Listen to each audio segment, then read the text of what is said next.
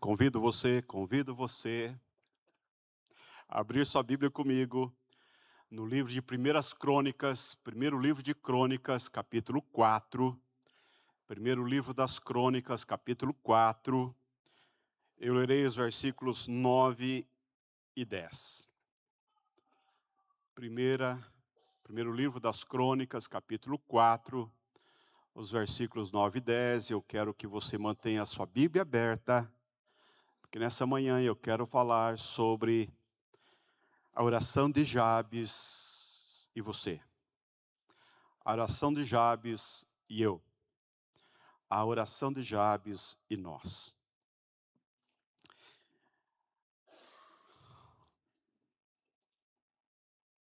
Diz assim a palavra do Senhor. Foi Jabes mais ilustre do que seus irmãos. Sua mãe chamou-lhe Jabes, dizendo: porque com dores o dei à luz. Jabes invocou o Deus de Israel, dizendo: ó, tomara que me abençoes e me alargues as fronteiras. Que seja comigo a tua mão e me preserves do mal. De modo que não me sobrevenha aflição. E Deus lhe concedeu o que lhe tinha pedido. Meu irmão, minha irmã, a coisa mais extraordinária da nossa jornada com Deus é que podemos começar mal, mas temos a oportunidade de terminar muito bem. Os começos podem ser difíceis, podem ser desastrosos, complexos, difíceis, mas o futuro é glorioso. Nós não estamos nas mãos do destino. Nós não estamos nas mãos da cultura. A nossa vida está nas mãos do nosso Deus Criador, maravilhoso Deus, que em Jesus Cristo nos chamou para si e nos reclama para si, e o poder do Espírito Santo labora em nós. Veja que coisa impressionante esse texto nos traz. Esse texto é extremamente desafiador, porque Jabes está inserido, a história desse homem está inserido numa genealogia. Os versículos antecedentes e os versículos posteriores só cita fulano que gerou fulano, viveu tantos anos e morreu. Até o versículo 8, essa sucessividade de nomes, sem nenhuma informação, sem nenhum detalhe. E depois, mesma coisa. Mas quando chega em Jabes, algo faz com que o autor destaque, chame a atenção de quem está lendo. É um olhar diferente para a história de Jabes, porque esse homem tem uma história que foi mudada pela sua coragem, pela sua ousadia, pela sua disposição de clamar a Deus, de invocar a Deus, de buscar a face de Deus. Este homem foi registrado de modo diferente, diverso do que os seus antecessores e os seus posteriores, porque ele fez uma linda oração. E essa linda oração é por demais desafiadora, e nessa manhã eu quero dizer para você o quanto ela desafia o meu coração, a minha mente, o quanto ela desafia a fé cristã. Porque veja só como começa. Foi Jabes mais ilustre do que seus irmãos. A Bíblia fala que esse homem foi grande. O seu nome na sua geração foi grande. Se tornou destacado, foi um destaque da sua geração. Ele sobressaiu diante dos seus irmãos da sua geração, diante dos homens que eram da sua geração. Ele mereceu registro diferente, porque ele fez algo diferente, ele construiu uma história diferente, e ele então recebeu esta honra de ser destacado Mas veja como começa. Imediatamente essa frase tão bela fala dos seus começos. Olha só que coisa triste. Olha que coisa interessante. Sua mãe chamou-lhe Jabes, dizendo: por quê? Com dores dei à luz. Você já imaginou você ser lembrado, ser lembrada, ter um nome atribuído a você pela sua mãe, pelo seu pai, por uma dor que você causou na sua mãe? Pense um pouco sobre isso. Ele cresceu sendo lembrado, toda vez que era chamado pelo seu nome, cresceu sendo lembrado de que ele, quando nasceu, causou muita dor para a mãe. Foi um menino que deu muito prejuízo emocional para a mãe quando nasceu.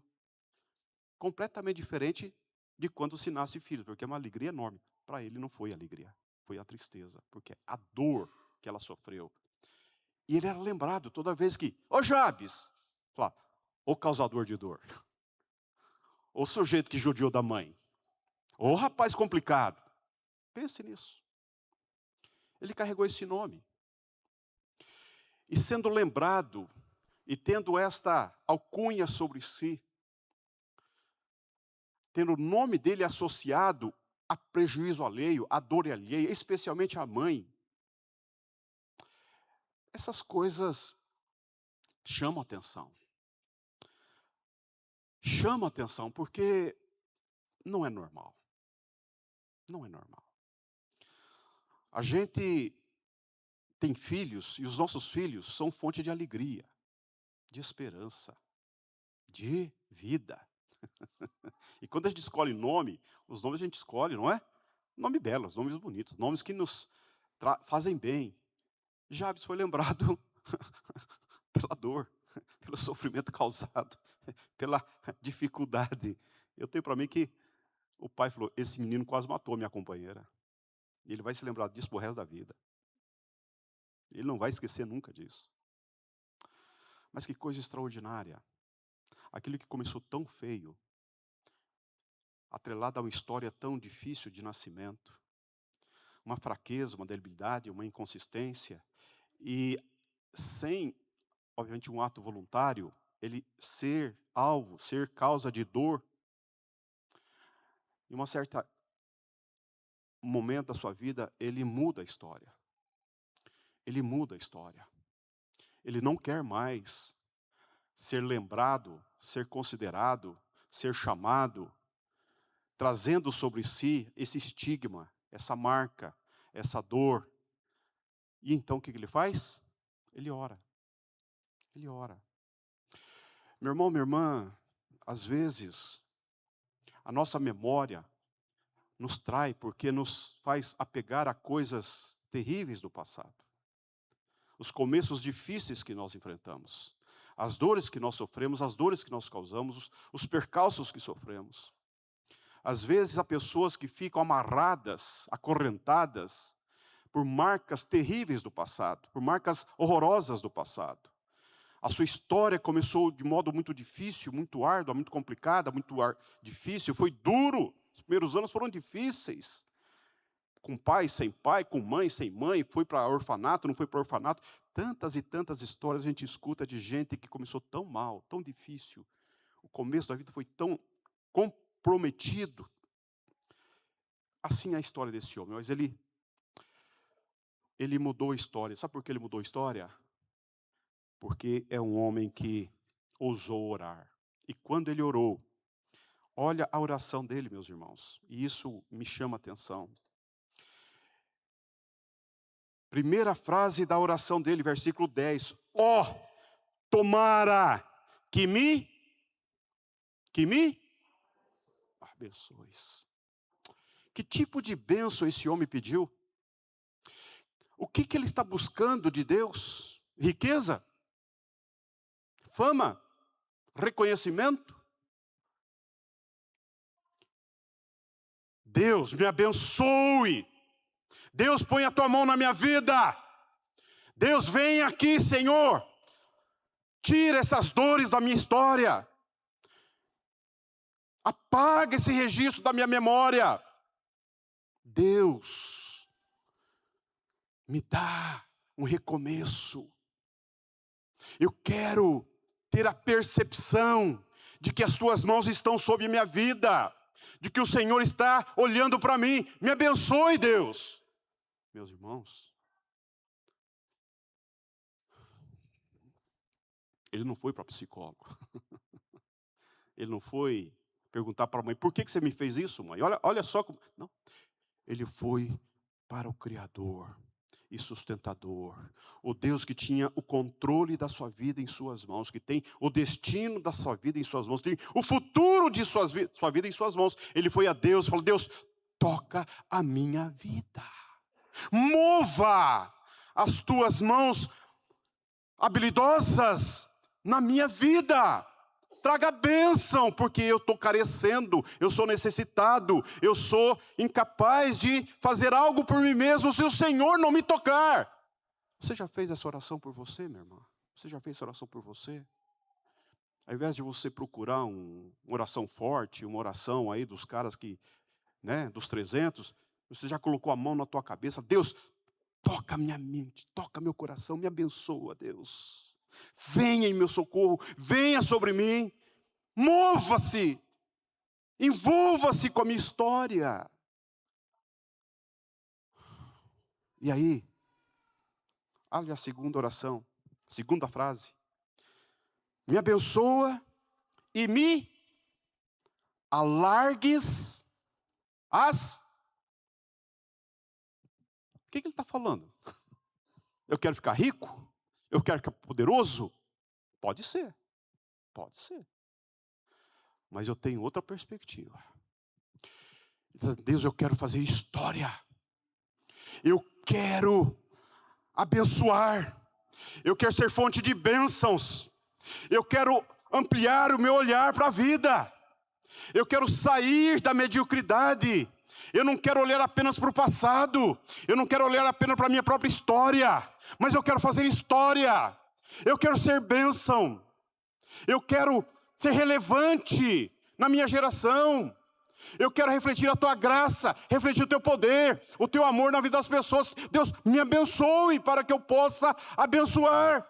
Me abençoe para que eu possa ser relevante. Me abençoe para que eu possa abençoar tantas e tantas pessoas a chegarem à minha vida. Deus, o Senhor é que pode ampliar a minha mente, ampliar o meu olhar, ampliar a visão, para que eu não me torne uma pessoa magoada, carrancuda, maracujá de gaveta, chorando a uma triste sorte. Não, amplia, Senhor, os meus horizontes.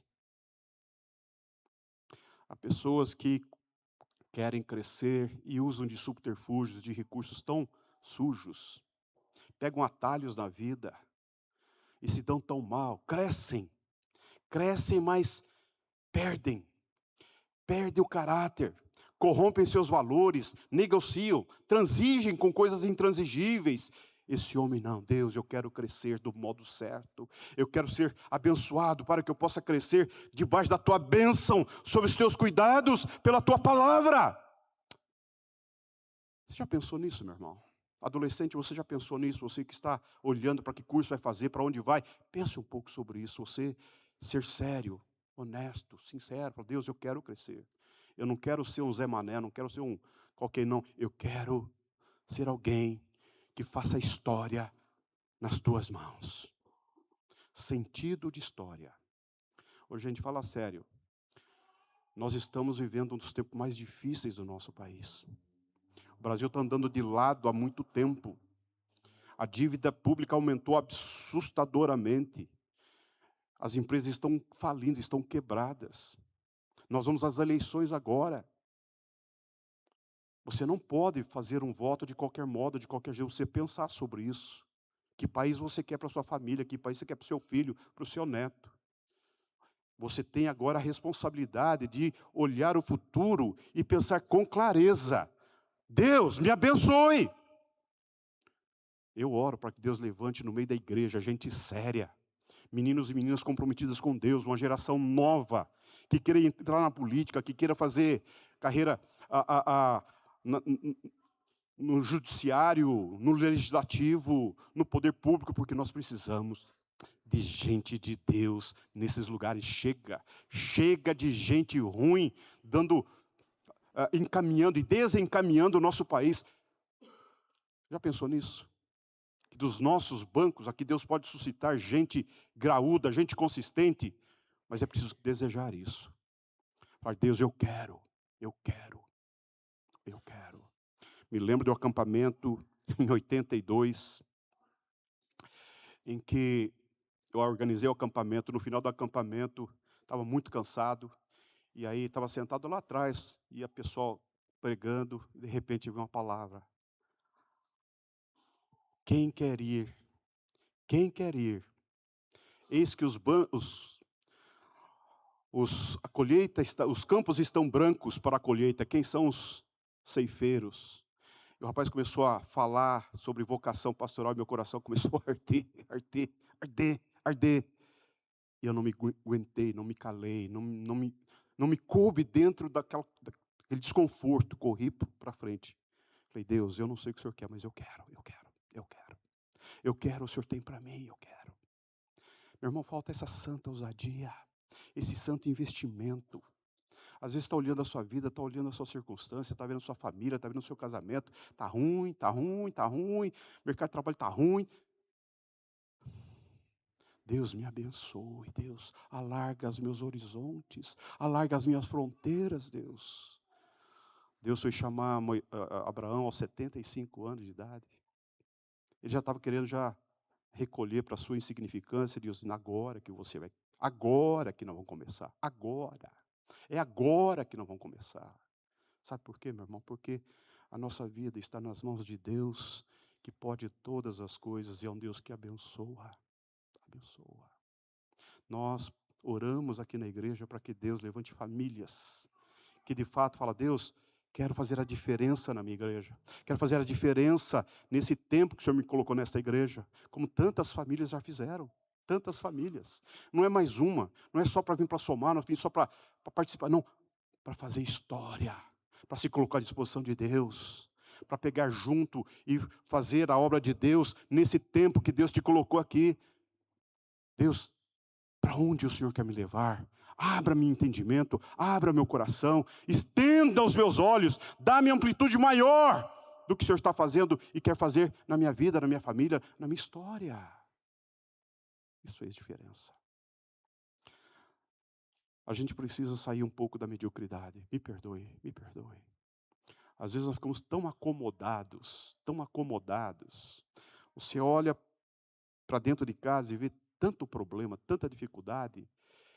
Mas comparado com a vida do vizinho lá, até que estamos bem, né? Comparado... Pare. Olhe para Deus. Pergunta para Deus, o Senhor está contente com isso? O Senhor está se alegrando com isso? E o meu casamento, o Senhor está se alegrando? Faça essa pergunta. Vá para Deus. E fala, Deus, me abençoe, Deus. Toca a minha vida. Toca a vida do meu marido, toca a vida da minha mulher. Deus, cuida do meu filho. Trata a vida dele. Amplia os horizontes dele. Ô meu irmão, minha irmã. Eu quero é Deus. Não pode ser outra coisa, meu irmão. Não pode ser outra coisa. Esse homem rompeu com uma história triste, uma história complicada, complexa, porque ele ousou ir ao trono da graça de Deus e orar. E quando ele orou, olha o que ele vai dizer: que seja comigo a tua mão. Seja comigo a tua mão.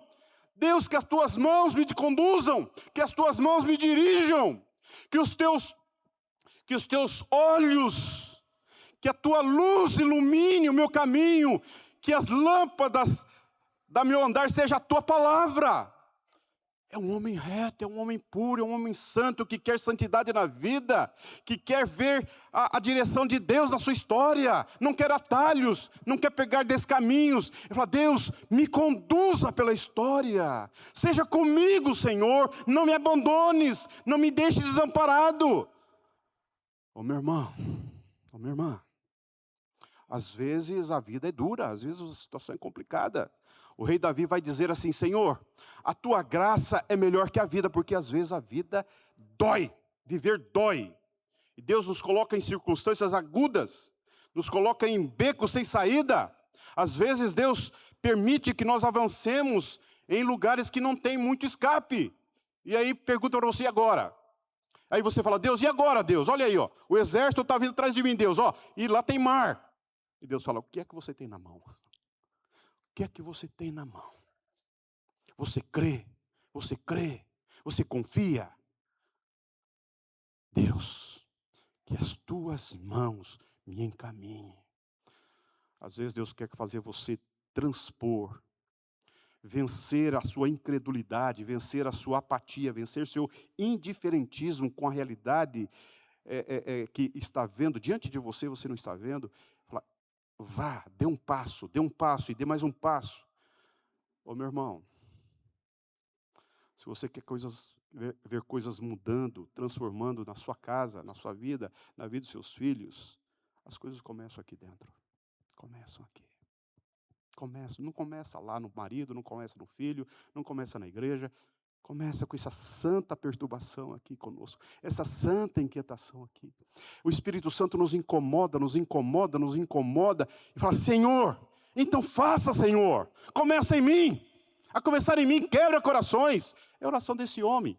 A Bíblia diz que ele foi distinto dos seus irmãos. Por que ele foi distinto? Porque ele teve a coragem de se colocar à disposição de Deus. Falou, Deus, eu estou aqui, eu tenho um senso histórico. Faça-se a tua vontade na minha vida. Cumpra os seus desígnios na minha história. Usa-me, Senhor. Mova a minha vida. Ô meu irmão, nessa manhã eu quero despertar o seu coração para você entender que Deus te chama para uma relação de pessoalidade. De pessoalidade. Deus não é impessoal. A obra que Ele começou na sua vida, Ele vai completá-la. Ele vai completá-la. Eu, como pastor, eu oro por você, eu oro pela sua família. Eu oro para que Deus dê uma santa inquietação aí no seu coração. Para que haja um despertamento espiritual, um reavivamento no teu peito, um quebrantar de coração, um derramar de alma aos pés da cruz. Que você se humilhe diante de Deus e fala, Deus, eu quero recomeçar, eu quero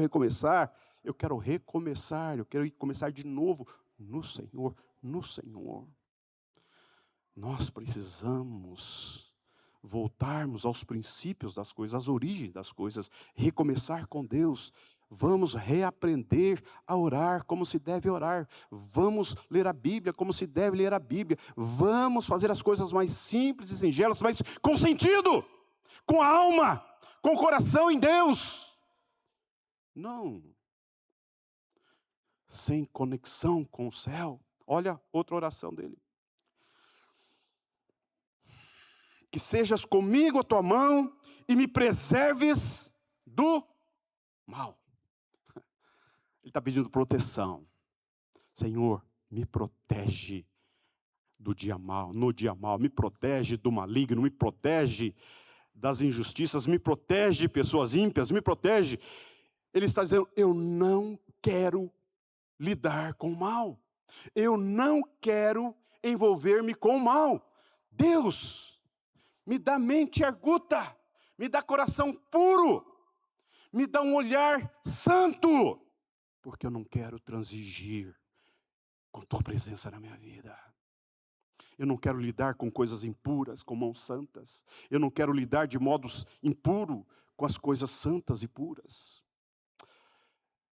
Às vezes, a tentação dentro de casa para resolver questões, muitas vezes, a gente fala, Deus, dá uma piscadinha aí, Deus, porque eu vou fazer uma bobagem aqui. E a bobagem é grande. Você pensa que é uma bobaginha, não é, a bobagem é grande. Quando você aceita que um filho faça um aborto, quando você aceita que o filho está nas drogas, e você compra droga para ele, para poder mantê-lo dentro de casa, sabe esses atalhos que mãe às vezes faz, que pai às vezes faz? Não, não é nada não, Deus vai curar ele, mas vai alimentando o pecado dele, continua alimentando o pecado dele. Vá passando a mão na cabeça do pecador, você vai ver que monstro que você está criando dentro de casa. Vai adulando o pecado, vai passando mão no pecado, vai fazendo cócegas no pecado, achando que em algum momento algo novo vai acontecer. Não vai. Estou aqui para dizer isso, não vai. Não vai, só vai piorar. Só vai piorar. Sabe por quê?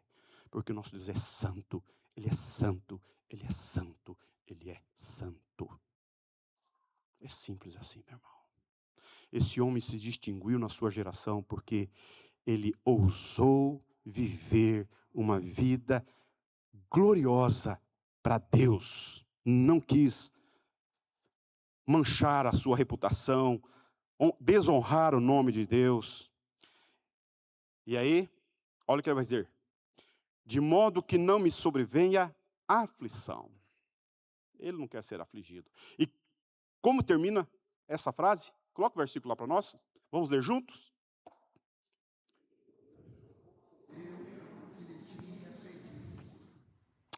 Quero dizer para você nessa manhã que o nosso Deus é Deus que tem alegria em abençoar o seu povo. Deus tem prazer em abençoar o seu povo. Deus é um Deus que está pronto a ouvir a oração do seu povo. Deus é o Deus que está completamente envolvido com o seu povo. Eu quero ler para você um texto de 2 Crônicas 7,14. Essa oração, e assim eu concluo meu sermão, quando Salomão construiu o templo, 2 Crônicas 7,14. Coloque aí para mim, meu filho. Quando Salomão construiu o seu templo, ele dedicou o templo ao Senhor, e a glória de Deus entrou no templo, e a fumaça e aquela presença santa de Deus, e depois Salomão fez a sua oração, e então Deus responde. E quando Deus responde, Ele não faz nenhuma menção à construção do templo. Ele não faz nenhuma menção à riqueza, à suntuosidade do templo, ao custo do templo.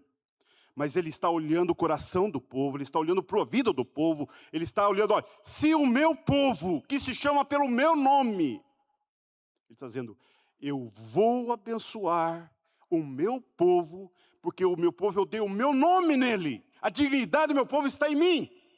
Eles vivem porque eu vivo neles, eles são meus. Se o meu povo se humilhar e orar e... O que Jabes está fazendo aí? Está buscando Deus. Ele está interrompendo uma trajetória de grande prejuízo, saindo da mediocridade, se destacando dentro da multidão e fala, Deus me abençoe. Deus amplie os meus horizontes. Deus toca a minha vida. Deus me livra do mal. Me buscar, meu irmão, é tempo de buscar a Deus. É tempo de buscar a Deus. E se converter dos seus maus caminhos, então eu ouvirei dos céus, perdoarei os seus pecados e sararei a sua terra. Eu quero convidar você à oração.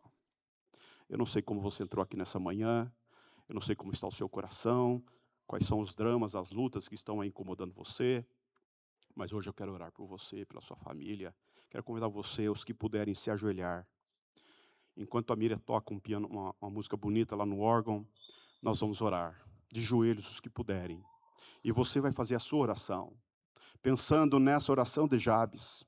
Quem sabe nessa manhã, o Espírito Santo está incomodando o seu coração, falar, é hora de recomeçar, é hora de mudar de vida, é hora de tomar decisões mais consistentes, mais gradouras. Meu irmão, não perca tempo não. Nós estamos aqui diante de Deus, Deus está presente aqui, e Ele está pronto para ouvir a sua oração. Seja corajoso, seja corajosa. Volte a uma relação de intimidade com Deus, abra seu coração, coloque-se humildemente diante de Deus. Vamos ter esse tempo de oração aí, faça a sua oração.